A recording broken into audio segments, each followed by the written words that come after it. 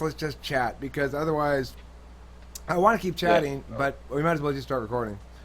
All Yeah, right, may go as well ahead. just start recording. Say what you're gonna do. Um, I I think I mentioned before the first time I ever took the test, I got INTJ, and I took that and went to Reddit and found the INTJ subreddit on there, and I was reading on there, and the more I interacted with the people on that subreddit, I I just started having doubts about my personality. And I was like, that doesn't seem right. I don't think, maybe I'm not an INTJ. Well, I'm gonna go take this test again. Did And it took anyone me a tell you? while. Did anybody on that subthread tell you you're an INTP? Mm-mm. It was I guess it's where, I don't know. I feel like it's difficult to type someone through only their text. Okay, for example, if you try to type me through my comments, like I think that would be difficult to assert any type of traits about me. Honestly, I don't think I fit the profile I, of. I would definitely say extroverted intuition, not introverted. I would be able to read that in your text because the way you write, you got that. If, I mean, I would guess if I had read that, I would have said, "I bet he's an ENTP." Oh, really? And that bigger comment that you put, and the reason being, INTPs don't usually air it out that much. Like when ENTPs get in the car, we're like, I want to find out exactly how fast this car can go before it crashes. I want to find out if it can go 199.999 miles per hour before it crashes. I need to know that. I don't want to actually crash, but I want to get razor close to the edge. You know. And you guys I normally you go for this. How can I deliver the economy of words bomb? You know, the two sentences that go like this. And whoever it is that the INTP is, who's bothering the INTP, literally like flies across the room. You know, it, I've seen it happen many times. You guys usually have your 2 or 3 sentence long comment that are either comments that don't expect any sort of response. That in fact almost discourage a response. They're very like decisive in their conclusions or whatever, or they just sort of observations. Sometimes like funny little quips or whatever. Uh, and if you are explaining something, uh, it's more likely an INTP challenges, but in a more polite way than an ENTP would. Challenges out of genuine concern for an inconsistency, whereas the ENTP is just looking for anything that they can call an inconsistency to voice a concern about. I rarely even on Reddit, I rarely engage in the conversation because anytime, most of the time my engagements with others is asking questions or learning information, and when I could just search on Reddit or search on Google what I want to find and then find all of this, all the past forum posts of a certain subject, it discourages me to hop in the community a lot of the time. But if I sometimes, every so often, I will step in to address an inconsistency that for some reason irks me in a certain way. I imagine you like uh, going like you're sort of like in an old western. You're kind of like leaning against the saloon, right, with your hat over your eyes, and then there's some nonsense going on over here. First, you like put the toothpick in between your teeth, and you're kind of like that. And that's the indication of frustration. And then you finally you turn your head and you lift the brim of your hat, like that's it, you know. And then you engage the discourse or whatnot. The stealthy one. That's how the stealthy one behaves in general. INTP. Yeah. The fact that you are slightly more verbose in that particular comment has to do with a couple things. It has to do with the fact that it was a good opportunity to demonstrate competence and range a bit, and that may have taken a little bit more space to flesh it out. So there was that sort of like social consideration, and then second, I think you feel a little bit more free to be a little bit more expansive, given the fact that I'm so expansive about everything that nobody could possibly criticize you for being too expansive when you're in the general vicinity of me. It's like, are you talking about excessive expansiveness? Why are you looking at me? Look at that fucking hose over there just squirting all over the place. Why'd you talk about him? Well, I wouldn't necessarily say defense, but one of the, I had just realized that the McDonald's had messed up my order while I was typing that, so that was a factor. So you edited less, right? Because they always say, "Sorry, this is so short." I mean, sorry, this is so long. I would have made it shorter if I had more time, right? That's how. I mean, whoever came up with that sentence there was obviously an N. I don't think Yeah. S's. I don't think S's think about writing in that fashion at all. Yeah, I think you would be. Well, do you think that S's are more? Which type do you think is more prone to viewing language and linguistics as sort of a logical system? Uh, I would guess that probably the S's are more prone to seeing it as a logical system. The N's have the More of a tool to convey ideas. well, they feel intuitives feel the aesthetics in a way that sensors don't. For language, not for everything. And I think the reason for that is So Ian's would be more attuned to content as opposed to structure. Is that what you're saying? no, I mean, ends would be more attuned to different levels of meaning. Sensors are going to be more literal. So that means that sensors are going to not think about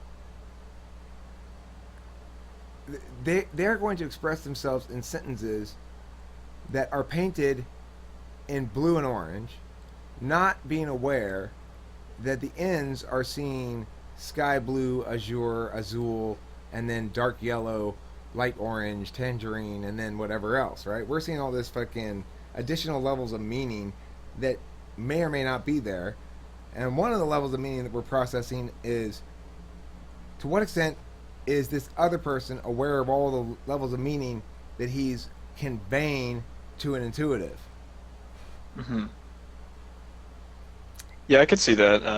I think there's definitely, like you said, the intuition's more. It sees the deeper implication of what's being said and the variety of interpretations. Kind of, it's almost expansive. Well, I think I see it as S's see language as communicative, and N's see it as indicative. Or you could say S's see it as pragmatic, and N's see it as expressive. That's an interesting way to put it. Yeah. It doesn't mean that S's can't be excellent writers. It just means that, in fact, some people might very reasonably claim they're better writers because their writing is less burdened with the meta nonsense that overthinking something like that inevitably generates. For an N, we have to learn to be essy in our writing. S's don't have to learn that, and it's hard. I mean, for me, when I write my lyrics for my songs and shit, I strive and struggle to write S lyrics because I am so fucking sick to death of big words in my own music because I made that a lot when I was younger, like fancy talk songs, and I feel I developed an allergy to them. So I struggle to write songs about simple things and concrete things and real or playful things, not fucking big word things.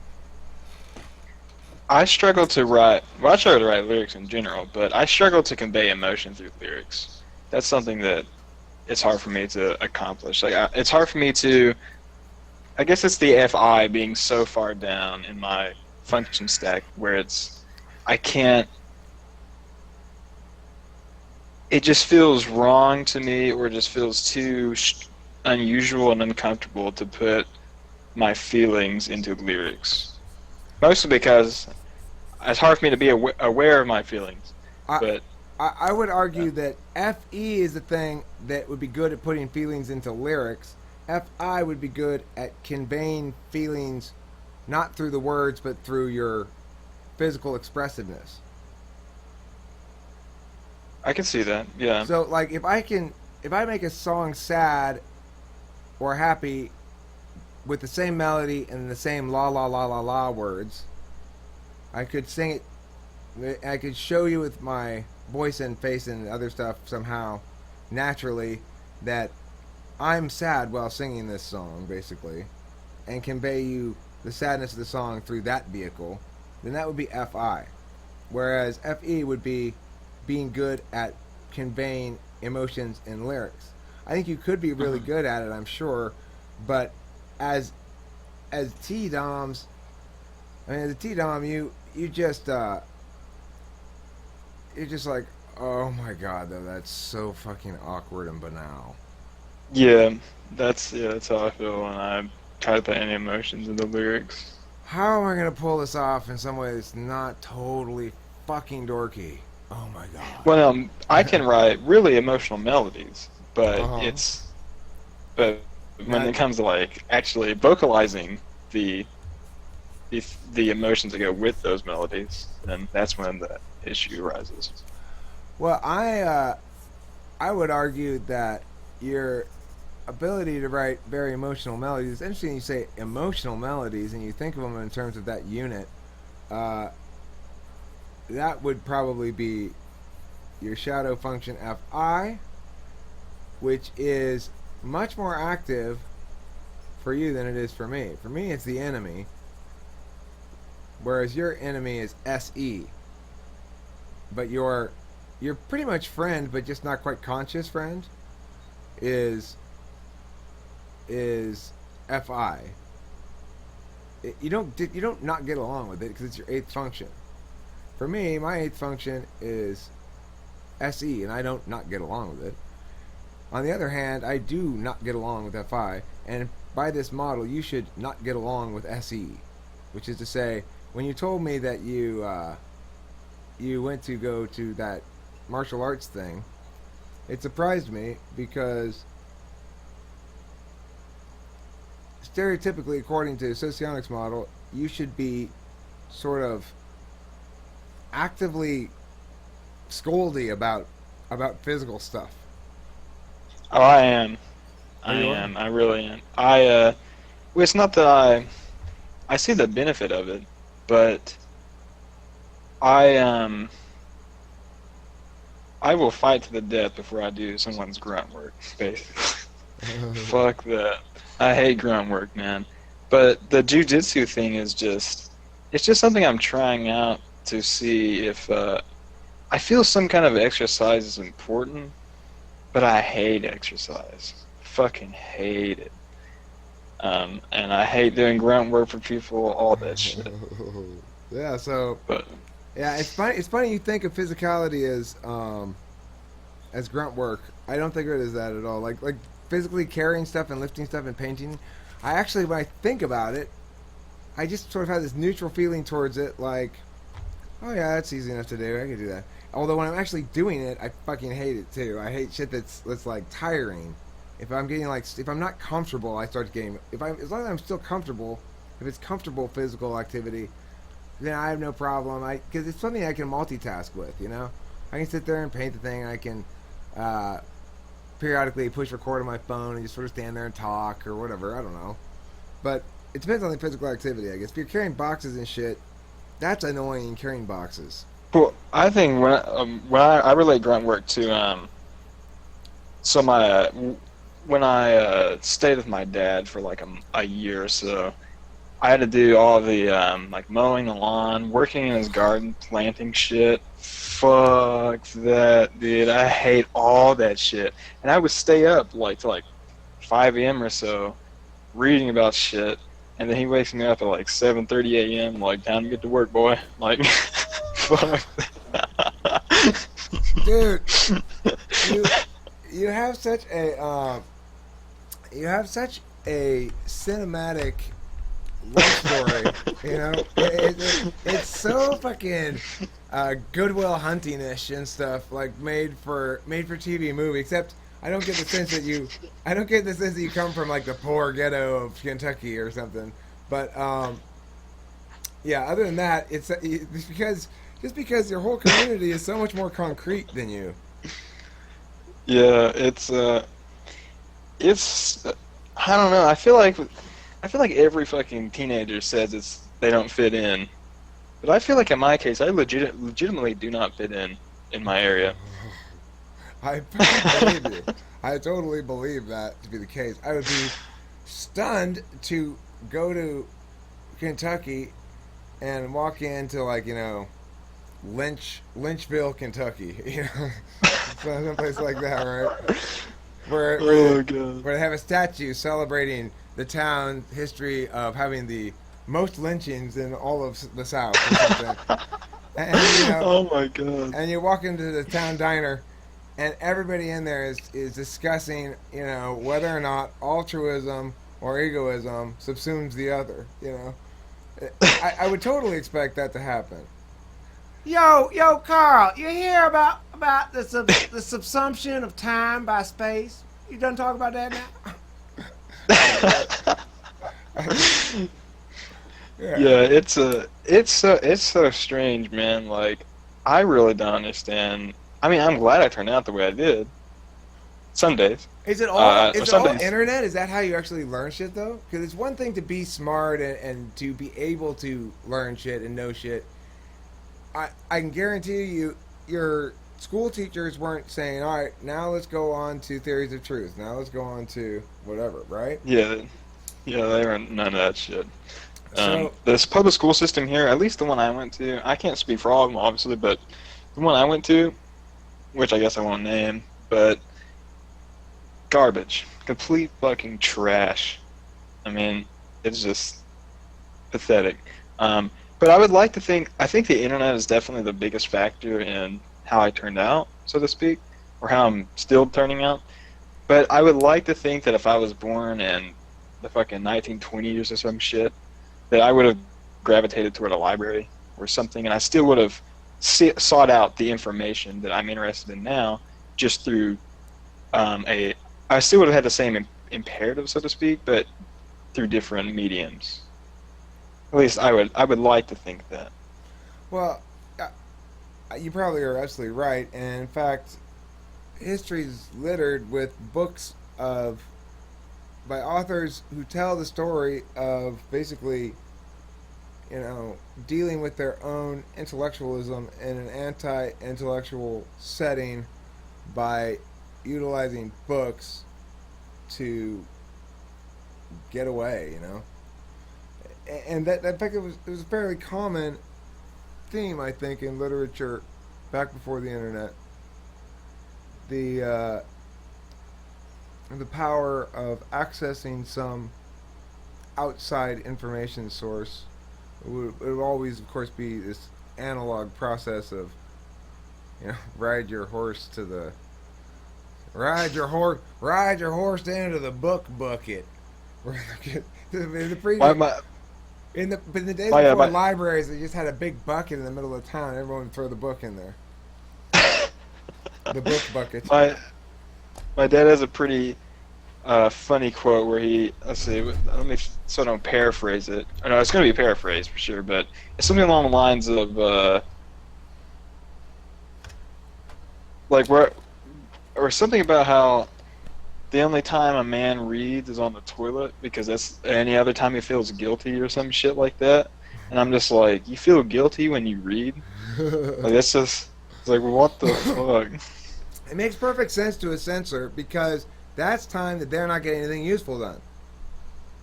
Mm-hmm. And they have a point. Their perspective is not entirely without merit. And also, I want to stress more about the writing thing. Essayists can be excellent writers. They're just more likely to do things like be excellent news reporters or excellent writers of nonfiction, excellent writers um, practical stuff, how tos, things like that. You know, Yeah. they can have really clean, direct, concise prose that will strike an in as snappy and well polished, and yet will also, you can tell, you know this, you just haven't, maybe you don't quite realize what this dar is that you have in you yet, but when you read text you can see it one way or the other. The dar. What do you Well, mean? you know how they say people have like radar or gaydar, but this is Oh yeah. this thing dar, right? So, which is, when you read text, you can tell if somebody has, you can tell how much natural gift the writer has for voice. In other words, how much is their voice learned, and how much is their voice internalized? Because the higher the intuition level, plus I'm assuming it's a mix of your T and your N, whichever kind of T and N you have. You know, the higher that is up in the stack, the more you just internalize the nature of voice as an auditory process rather than learning anything about it. And the farther in is away from the top, the more you have to learn it directly, explicitly. That's my theory.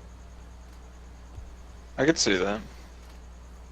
Let me When pause I this. Let me pause this or yeah. maybe even stop. Let's stop this one, and then it'll be let's stop it, and we'll see about uploading this very first example of the new open broadcaster software, courtesy of host Zachary, and yeah, thanks for watching Dark with Fifth People.